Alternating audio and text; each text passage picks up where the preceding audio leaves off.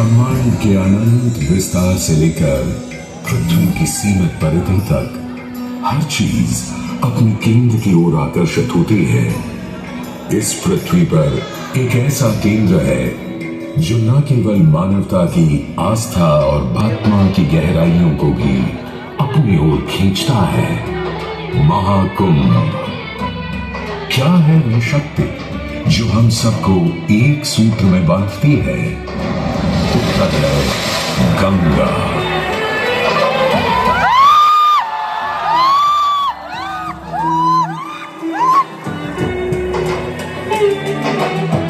किंतु गंगा क्यों? क्योंकि गंगा कोई नदी नहीं है, आस्था की अविरल तरल धारा है गंगा। विश्वासों की वाहिनी, संस्कृति की सरिता है गंगा। और इस स्थान पर, इस प्रयागों के राज में श्वेत रंगा गंगा का संगम होता है अपनी दो बहनों श्यामल वर्ण यमुना और अदृश्य सरस्वती से। और इस त्रिवेणी संगम के कारण ही यह जगह इतनी महत्वपूर्ण हो जाती है। गंगा के उद्गम के बारे में जो पौराणिक कथा प्रचलित है वो बड़ी ही रोचक और मनमोहक है। तो आइए क्यों ना आज हम आपको गंगा अवतरण की कहानी सुनाएं, दिखाएं। दानी था पर करता था दम, पूरी पृथ्वी पर फैला था उसका ही आतंक। उसके आतंक को रोकने विष्णु ने धरा एक रूप, 52 अंगुल का बौना बनकर पहुंचे जहां था भूत।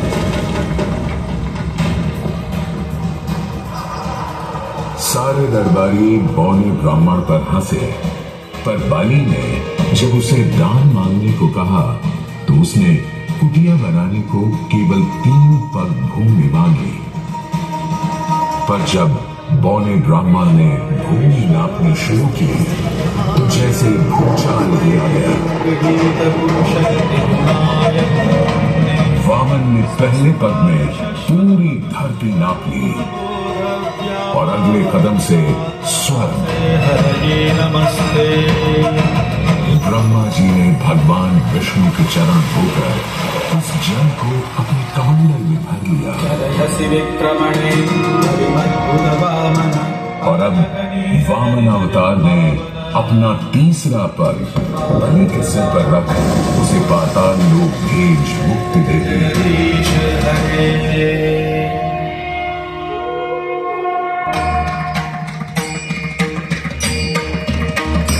अब स्वर्ग लोक में भगवान ब्रह्मा जी ने जब चरणामृत में हाथ डाला तो वहीं से निकल आई चंचल निर्मल धवल गंगा जी। पवित्रा किंतु चंचला, आज से तू मेरी पुत्री और नाम तेरा गंगा।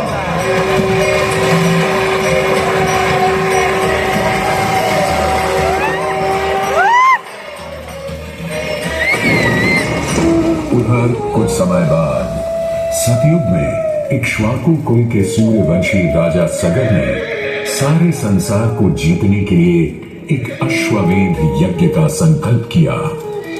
सुने सुने सुने, सब सुने, या चिन्हित पूजित धवल अश्व जहां भी जाएगा वो भूमि राजा सगर की मानी जाएगी। यदि किसी ने इस अश्व को रोका या पकड़ा तो उसे सगर के 60,000 एक पुत्रों और उनकी लक्षाधिक सेना का सामना करना पड़ेगा। सुने सुने सुने। भूलोक में सगर का अश्व अजेय अपराजेय बढ़ता जा रहा था और स्वर्ग लोक में बढ़ती जा रही थी देवेंद्र इंद्र की दुविधा। डरकर वो अश्व को रोकने की युक्ति लगाने लगे। इंद्र ने राजा सगर के उस घोड़े को चुरा लिया और छल से महर्षि कपिल के आश्रम में बांध दिया। घोड़े को खोजते हुए राजा सगर के 60,000 पुत्र महर्षि कपिल के आश्रम में पहुंचे। वहां घोड़े को बंधा हुआ देख क्रोधित पुत्रों ने कपिल मुनि को घोड़ा चोर समझा और उन्हें अपशब्द कहने लगे। वाचाल कुमारों, यदि कपिल ऋषि ने खोली आंख तो तपस की युगाग्नि से जलकर तुम सब हो जाओगे राख।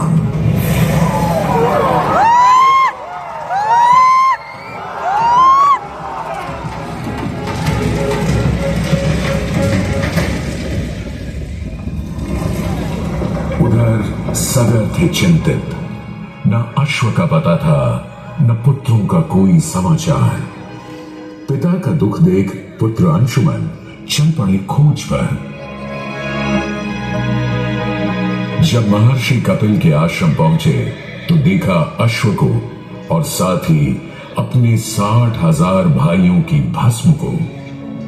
महर्षि से की क्षमा याचना और पूछा तर्पण का उपाय। तुम्हारे भाई थे घमंडी, अविवेकी और अभिमानी। भस्म कर दिया उन्हें मैंने, जो उन्होंने मेरी नहीं मानी। गंगा जल, केवल गंगा जल ही दे सकता है मुक्ति उन्हें, जो भस्म हुए तुम्हारे परिजन। अंशुमन को अपने भाइयों के तर्पण के लिए गंगा को लाने का बहुत मन था, किंतु किसी को राजधर्म भी तो निभाना था और राज भी चलाना था। देखते देखते 7 पीढ़ियां गुजर गईं, पर 7 पीढ़ियों के बाद समय आने पर राजकुमार भगीरथ ने राजा बनने से साफ मना कर दिया।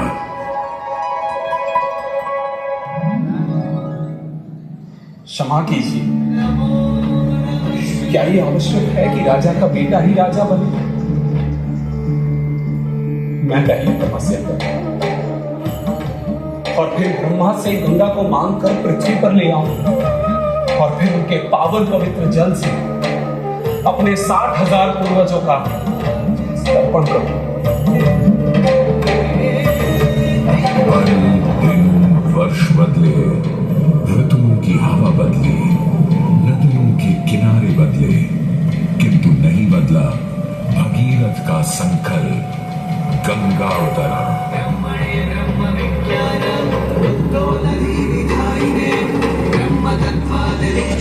पुत्र भगीरथ, हम तुम्हारे तप से प्रसन्न हैं।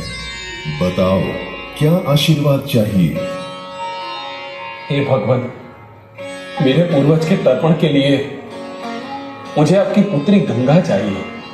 तथास्तु, किंतु यदि गंगा स्वर्ग से सीधे धरती पर गिरी तो पृथ्वी को चीरते हुए गंगा सीधे पाताल में पहुंच जाएगी। इसलिए तुम भगवान शिव शंकर को मनाओ ताकि गंगा जब स्वर्ग से नीचे उतरे तो वो उसे अपनी जटा में थाम ले। अब भगीरथ ने एक अंगूठे पर खड़े होकर भगवान शंकर को मनाने के लिए शिव शंकर का जाप शुरू कर दिया। जय मन भावन जय पतित पावन शोभित श्रावण शिव शंभो विपद विहारम अधम उदाहरण सत्य सनातन शिव शंभो सहज वचन हर जल जन यनवर धवल वरन मांग लो, कोई भी वर मांग लो आज। हे प्रभु, जब गंगा स्वर्ग से धरती पर गिरे तब आप बीच में उन्हें अपनी जटाओं में साध लें, नहीं तो पूरी पृथ्वी नष्ट हो जाएगी। बस इतनी सी बात? ठीक है, ब्रह्मदेव से कहो शिव तैयार है, आने दो गंगा को, आने दो।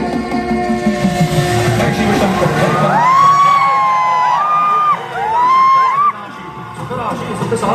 जय शशिशेखर जय जय जय प्रेमागार हरे जय त्रिपुरारी जय मदभागी अमित अनंत कपाल हरे गुण जय जय नाम निराकार साकार हरे पार्वती पति हर हर शंभो जय रामेश्वर जय नागेश्वर वैद्यनाथ के लाल हरे मल्लिकार्जुन सोमनाथ जय महाकाल ओंकार हरे देवकेश्वर जय विश्वेश्वर जीवेश्वर जगदान हरे भूतनाथ जय मृत्युंजय अवतार हरे शिव शंकर जय करुणाकर और यूं गंगा ने भगीरथ के साथ गंगा सागर जाकर सगर के पुत्रों का उद्धार किया।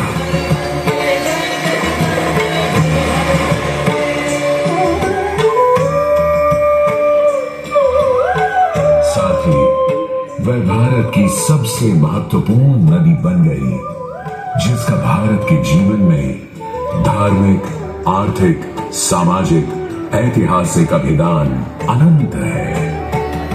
हे मां गंगे, हे जगदम्बे, हे मां गंगे। मोक्षदायिनी गंगा का यमुना और सरस्वती के साथ त्रिवेणी संगम मोक्ष का संगम है।